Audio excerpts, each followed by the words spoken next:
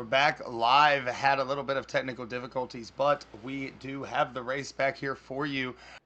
Looking live here at Lurkin Tom Gaming. Want to catch up with him. Drive it in the first place position.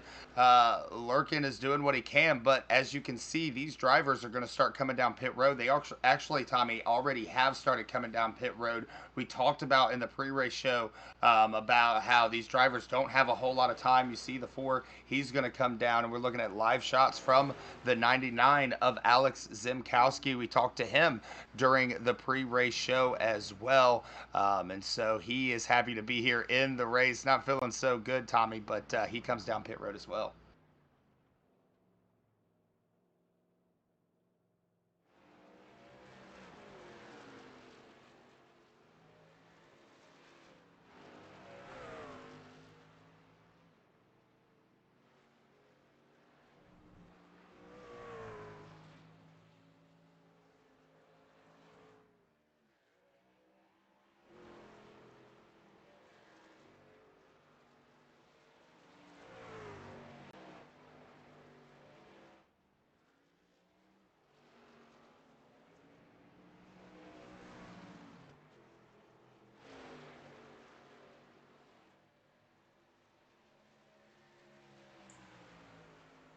The 74 of Jeremy Briault. He is running in the 4th position. He was out while virtually all of the leaders, they came down pit road, Tommy. And so I was thinking maybe he was going to take over that spot, but it looks like he's going to run in the 2nd place position. We're looking at the 94 of Nick Pressey. He came into this race just 14 points off of Jeremy Briault, the points leader. Nick Pressey is your leader here at Dover.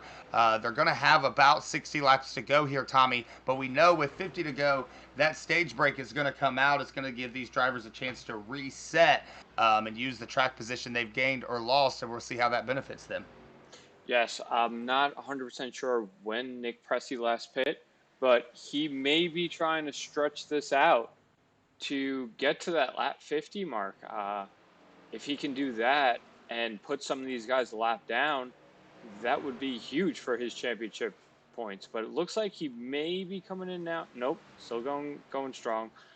He's just a little bit.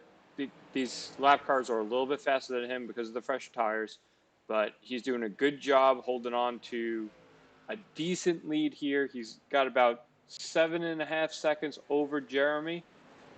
Jeremy is about a half a second quicker a lap, so expect that that lead to continue to dwindle for Nick Pressey. Yeah, the 74 of Jeremy Briault, he is trying to catch up to him. We have that shot here for you live. It looks like the number 14 trying to catch up with the 14 of Lurkin Tom Gaming. You see him in the shot as well. Not quite sure what position that he's running. Yeah, in the 2nd place position. Lurkin Tom is able to overtake the 74. He's going to take 2nd. That car is really, really fast. He came down into the pits just right as we got live and gave up the 1st position. And so he's trying to make that ground back up before this stage ends. Lurkin with a huge Lurkin, also known as Tom Sears, with a great run there, was able to blow past Jeremy. I thought maybe that Jeremy had a problem, but maybe he's just saving here. He's dropped way off the pace, running a 25-second lap to Tom Sears' 23.5-second lap. So I don't know what's going on with that 74. Maybe trying to stretch to the end here to get to that stage break on lap 50.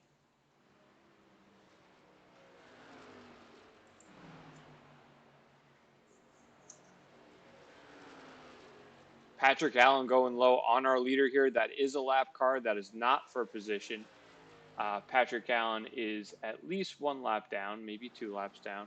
But we have, I mean, I said at the beginning of this race that I didn't think it would come down to fuel mileage, and man, am I wrong, because we're not even halfway through, and fuel is becoming a huge issue in this race, DP. Yeah, and as you said, Patrick Allen, at least 1 lap down, try 4 laps down at least. Patrick Allen not having the race that he was expecting to have here tonight at Dover, but I'm sure that he was having the race that we might have expected he would have, Tommy. Good to have that 45 truck in the field. Back up to the front, Nick Pressey continues to lead here at Dover. We documented earlier, Nick Pressey came into this race 14 points below Jeremy Brial, and so that is what they need in this very short 6-race season to become the Ironman here, and that's what it's going to take. Now we see the number 49 of Dustin Painter. He's going to take over the third place position from Jeremy Brial, not having the car that we thought he might have, but of course we talked to him in the pre-race and he said that he was not a big fan of this track. That 74 car is fading. Yeah, 74 cars fading, but look, we got a race for the lead here as we come to lap 50. Oh, 94 car blocking the 14 there. 14 going to take the high side going into turn 3, coming out of 4. Looks like he'll beat the 94 to the line as we come to this stage break here. The 14 just way faster than that 94. He's going to take the lead, and in perfect timing, Tommy, that stage is going to end. The caution's going to come out. It is reset time here at Dover. Yeah, I mean, Nick Pressey doing exactly what we were saying, saving enough fuel to get to the end there. Strat got first place, but got second. Needed about one less lap to get there. Now, here's one thing. Does he have enough fuel to make it around here under these pace laps before pitting? Because if pit road's not open, he runs out of fuel, he's in a lot of trouble. Right now, he's barely keeping race pace. Looks like he might be out of fuel if that 8 car is going around him.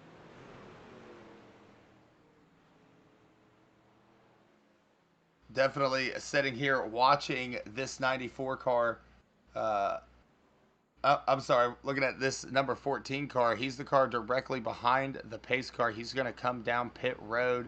One driver getting that all-important wave around. Looks like 2 drivers are going to get that wave around. And so that'll be beneficial for them. That looks like the 10th place driver of Patrick Allen, the 11th place driver of Justin Warp Lotus Williams. All the leaders come down pit road, Tommy. Yeah, we got everybody coming down pit road. 14, 94, 49. Good run for D-Bucks here in that 49 truck. Jeremy in the 74. For someone who doesn't like this track, he's hanging in there pretty tough. Pretty cool paint scheme on that 74 truck. Tommy Profit Withers there, hanging in 6th spot coming in. We'll see where he can get off of pit road. And then also, you can't really see here, but Jason Alexander in that 53 truck. Haven't mentioned him all day, but he's having a strong run. Strong run indeed, and really with this very small field, a quick caution at the end, and it could be anybody's race, and so it's really important to these drivers to try to stay in the hunt and try to get up front.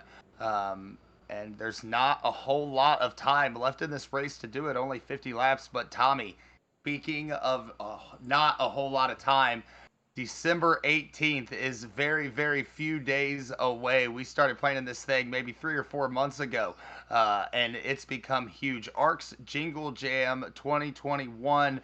50 drivers are going to try to make a field of 40, and then those drivers are going to race for all the marbles.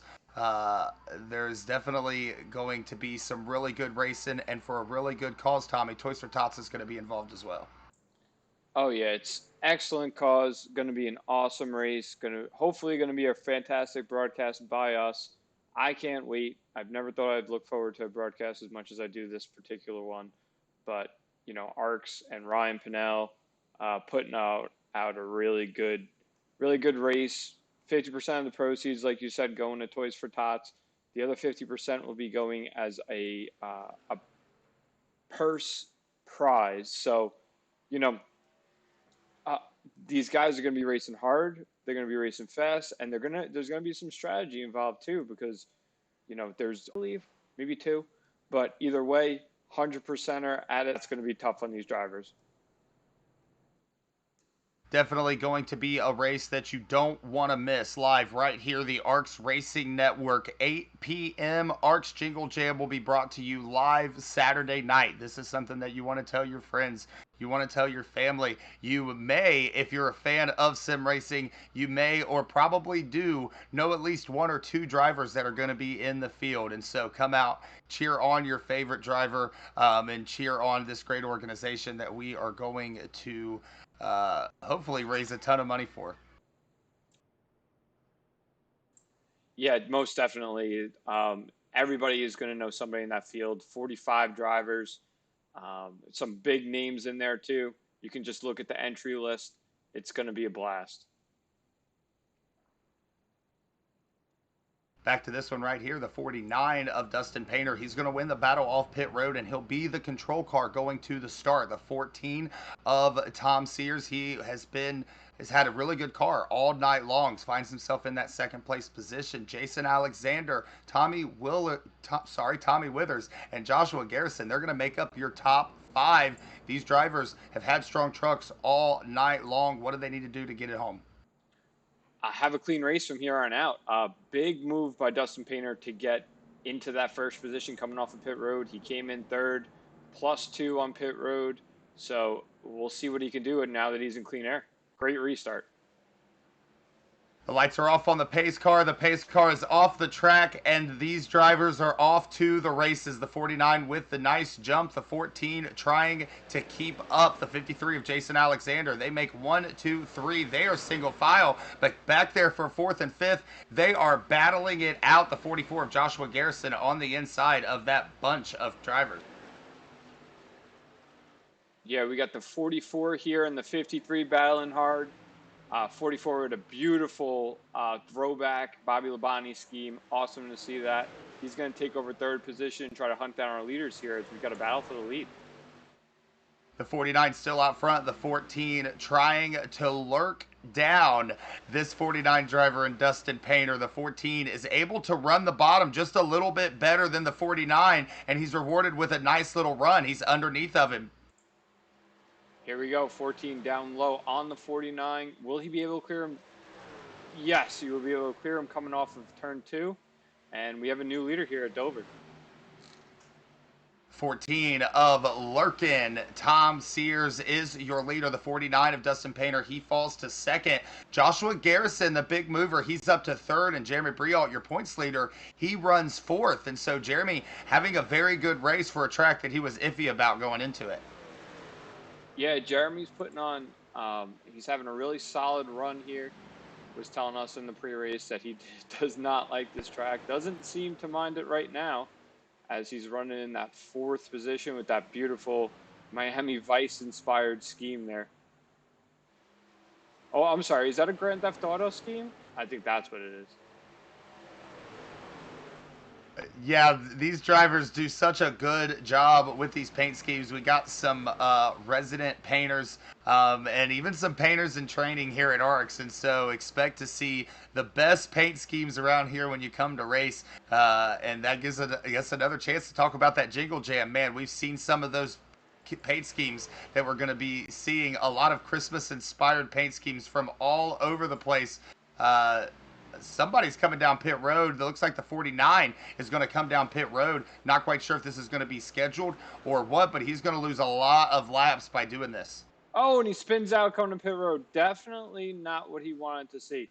I don't think that was a scheduled stop. I am starting to wonder if he took 2 tires on that last caution, which seems to have backfired because before he hit pit road, he had dropped all the way back to about 4th or 5th place. So I think he may have been banking on an early caution there, didn't get it. Now coming down pit road because he's losing way too much time.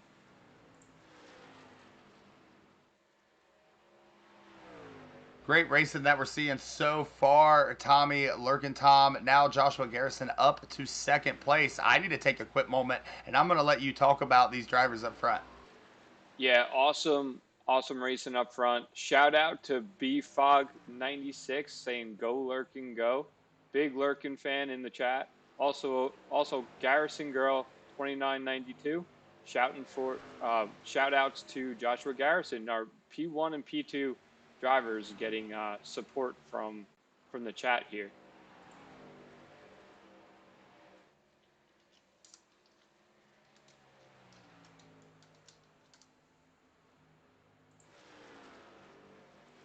Lurkin Tom still leading this race here. He has a 2-second lead. Looks like Jeremy Briault has moved into third. This is the best battle on the track here, Jeremy Briault and Jason Alexander, also known as Jaco.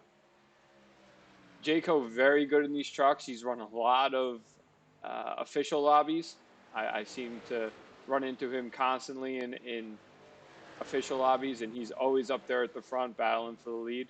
So he's no stranger to these trucks for sure.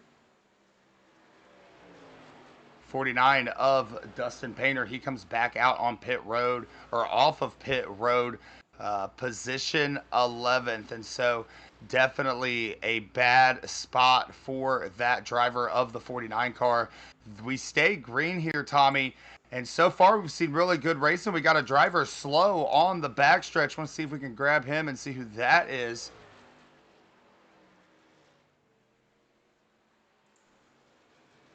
Real slow is the driver of the number 45. That's Patrick Allen, also known as Quiet. He's in the 10th position, but definitely off the pace here at Dover, trying to get it back together and stay in this race.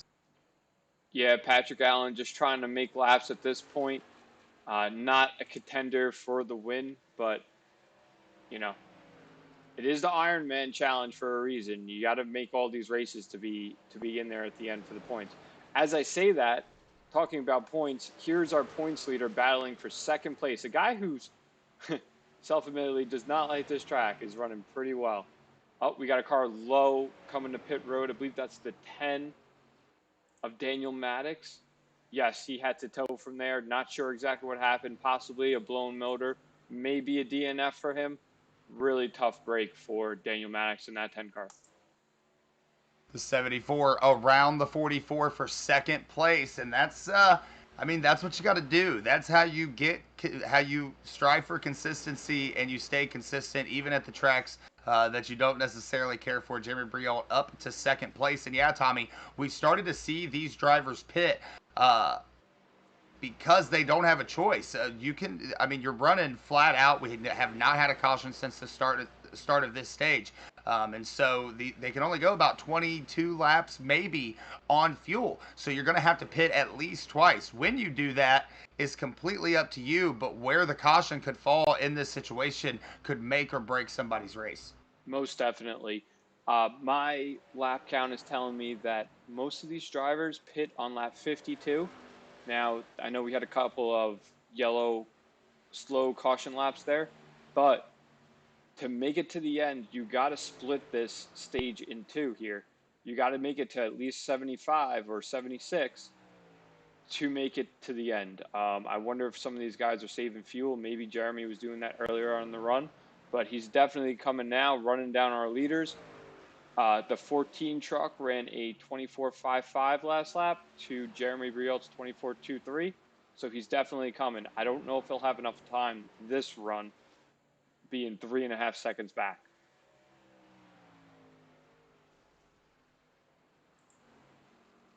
Battle for third has come and gone. The 53 of Jason Alexander around Joshua Garrison. The 44 had a really strong short run car as the run starts to go on. He is definitely fading the 94 of Nick Pressey. He is trying now to get around the 44. It doesn't look like the 44 is going to put up much of the fight. The 94 underneath the 44. 94 making the pass on the 44. Remember, 94 car was able to go longer than anybody else on tires and fuel at the end of that, before that first competition caution there on lap 50. So expect him to be able to make it on one more stop. I don't know when that stop will come, but it's probably going to come pretty soon. And we've talked about Jeremy Briault in the second place position, but what about that first place driver of Tom Sears? He is absolutely checked out. Now coming up on some lap traffic. And we'll see how that might play into his race. You can see the gap here between the 14 and the 74. The 14 underneath that lap down driver in the 9 car. And now he's still continuing to try to put a distance between him and Briot. Yeah, Briault is slowly eating into that lead, now under 3 seconds between the 14 and the 74. Last lap was about 2 tenths quicker. So he is eating in that. Will he have enough time here as we got 23 laps to go? Shout out to all the people in the chat. Garrison girl saying, "Let's go, Garrison." Joshua Garrison running in the 6th position. We see the Oh, 14. He's coming down pit road and he's going to spin out as well. Oh, and there's a driver right coming in as well. That's the 74 of Jeremy Briault. The 94 just misses him, takes out a cone. This has been an interesting set of circumstances. huge championship implications there. We have Jeremy Briault, who came in there looking like he was in good shape as the leader had spun and he was running him down. But, got some damage there. I'm hoping he has a fast repair left and can continue on in this race. But one of the big winners from that altercation there is Jason Alexander. He was able to stay on the track for another lap, and even though that lap is a little bit slower than the guys with fresher tires, he got to avoid the 14 car spinning, the 74 car getting into the 14, and even checking up for that. So expect him to really have a better pit road delta than the 2 leaders that were ahead of him.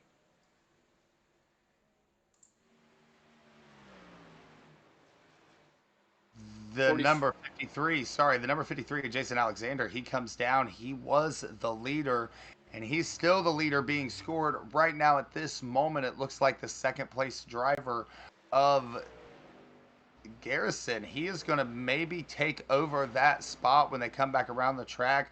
The 53 of Jason Alexander able to get down pit road and come back out. Tommy, he didn't spend a whole lot of time down there. I wonder if that's going to hurt him on the long run. But Jaco, as he's known, is the leader here at Dover. Yeah, I'm not sure what happened to Jaco there. I kind of pinged him to make up some ground there, but he actually lost ground to a lot of the guys. He's 4.5 seconds behind Lurkin, who spun coming to pit road. So I wonder if he had his own issue coming to pit road. But one guy who did not have any issues on pit road is that 44 Joshua Garrison, now with a commanding 2.5 second lead on Jeremy Briault. The one thing I question is he pit on lap 76, a couple laps before all these other guys. Will he have enough fuel and tire to make it to the end of this race? Right now, Joshua Garrison running around just ran a 23.6. Want to compare that to the 2nd place driver of Jeremy Briault, who just ran a 23.2. And so probably about a half a second quicker is that 2nd place car in the 74 of Jeremy Briault. And so it looks like he may be trying to track him down. Problem for Jeremy is now that 94 has caught him as well. We might have a race for 2nd place. And as they catch the 44, this is going to be a huge race for the lead. This is getting good. We got a 3-car battle for the lead here. I wonder if the 44 is having to save a little because he pit a little bit early. The strategy worked out for a little while there, but seems to have kind of backfired. He is running solidly in 3rd place now, but this 94 and 74 are going at it. The 74 goes low, takes the 94 truck with him, and now it's a fight for the win. 16 laps remaining here at Dover in the ARCS Ironman Challenge, race number 3. We have 3 races to go. Jeremy Briault comes into this race the points leader. Nick Pressey, 14 points back. Nick really wants to have this win. If Jeremy has this win, it's going to increase his point differential over the rest of the field. Just about 15 laps to go, Tommy. This is getting really good. Lap traffic ahead. Yeah, as you can tell by the camera angle here, the 74 and 94 have pretty much checked out on the field. Obviously, the 44 is fading a little bit, but the 4th place car of Tom Lurkin-Sears is not even in the picture. He's about half a lap down. No, maybe not that much. About A quarter of a lap down here doesn't seem to be much of a factor. Gonna need a caution for him to get back up to the front. Unfortunate for him because he had such a strong car at the earlier part of this race. These two drivers fight it out. Sorry, these two drivers fight it out for the win. Lurkin Tom Gaming, Tom Sears running in the fourth place position, just ran a 23.4. He's one of the faster drivers on the track, but he's just now making his way to Dirt to Daytona. Just a little over 10 laps remaining in this race, Tommy. Does the 14 have enough to catch up to these leaders? I think he does. He's, like I said, he's got some work to do. My question is, are those first two cars saving a little bit? I know it doesn't look like they are, but they're running a little bit slower lap times and they pit on the same lap as Lurkin. So, you know, they might be running a half a second slower lap, but maybe it's because they're saving a little bit of fuel to make it to the end. 24 flats for the leaders, a 23.9 for Tom Sears. He's a little bit faster than they are. He's continuing to gain ground, and right now these drivers up front, the 74, the 94 of Nick Pressey. This is for the lead and for the win. 10 laps remaining here at Dover. This is shaping up to be an awesome finish. Lurkin is 3 seconds back. Don't know if he'll have enough time to get up here. Looks like the leaders have turned it on the last couple laps. That last lap, even amongst the top three, 23.8s across the board. Joshua Garrison still running in fourth. Jason Alexander in fifth. Alex Zimkowski running in sixth. Alex came 5 points down behind Jeremy.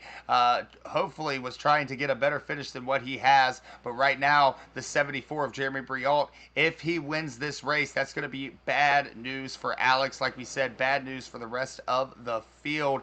That time by Nick Pressey running a 24.2.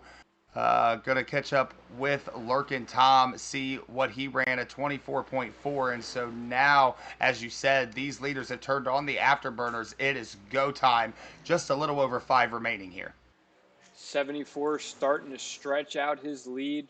Looks like he was saving just a tad there. 94 maybe getting a little bit tight. Gonna have to make some adjustments, maybe mess with that brake bias to see if he can get a run here and close in on the back bumper of that 74 car.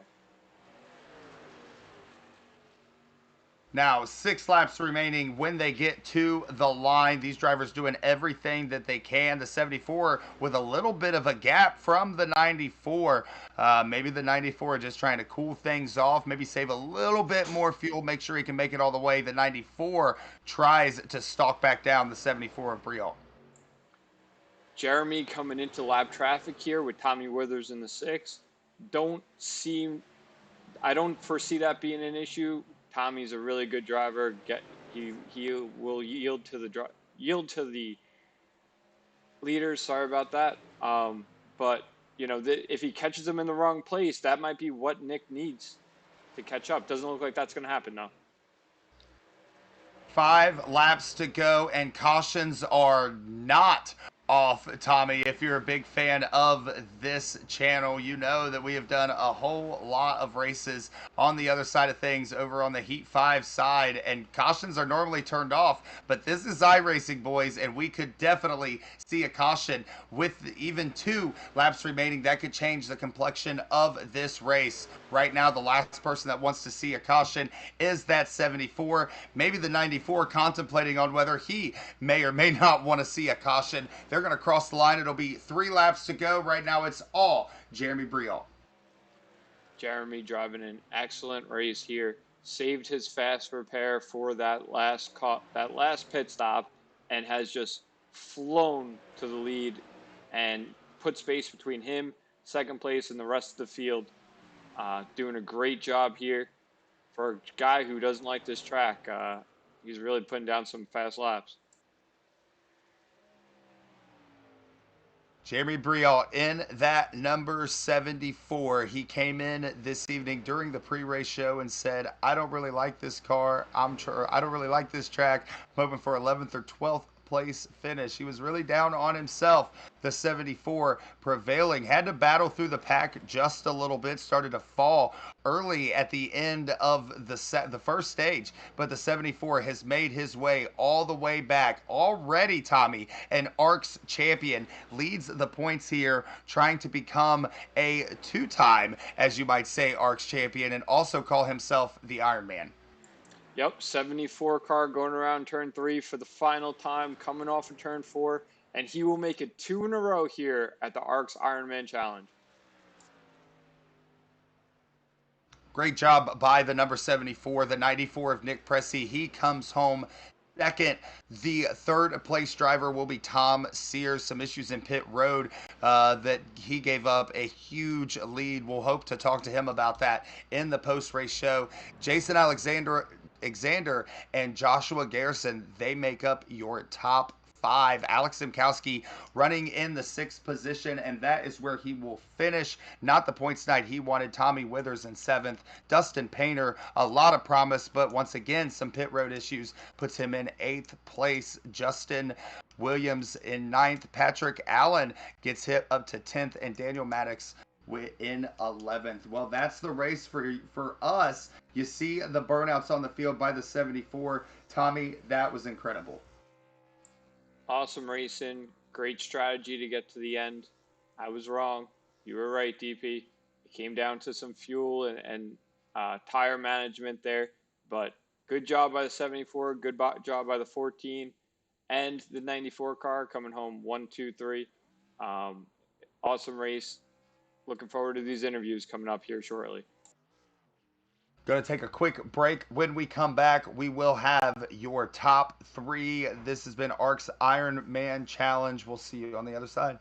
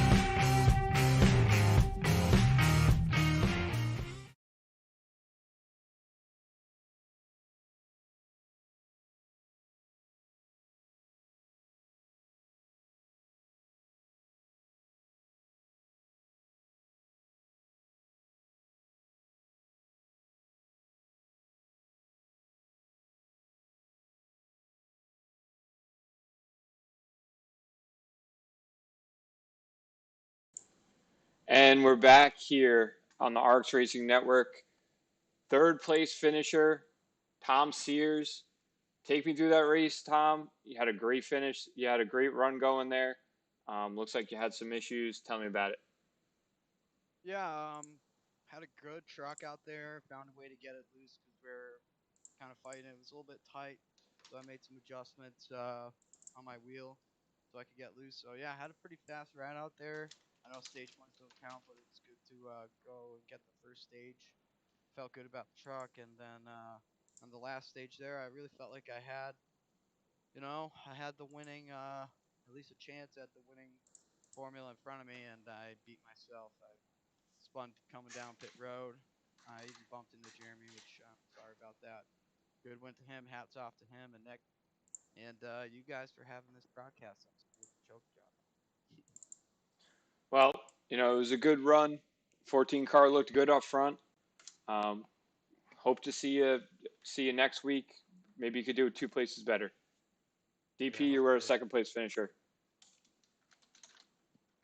Tom Sears, we appreciate you running in third. We have the second place finisher, Nick Pressey. Nick, you were really close to the 74 and you got up to him pretty quickly, but it seemed like once you got there, the car just kind of fell out from underneath of you. You weren't able to make that pass. Take us through the race, of course, how you got up there and were able to stay up there in the first place, but specifically the end of that race and maybe what you could have done differently to get around the 74. And there was the race started off pretty strong. Um, I knew that if I could get in clean air, that would be pretty advantageous. The caution coming out early was pretty much the only thing that allowed me to make the entire first stage on the first half of the race on a single stop. I was actually about to run out of fuel coming to the caution.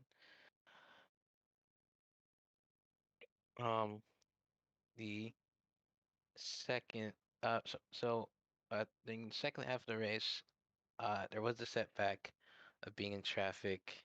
Took a long time to get by a lot of people. Lost some spots on the restart. That was a bit of a setback. I just barely avoided the 14 when I was coming in to make my final stop. How I didn't speed, I don't know. Anywho, um, like you said, the car was really fast. It's just that dirty air is a fickle thing, and even here at Dover, it exists. I had nothing.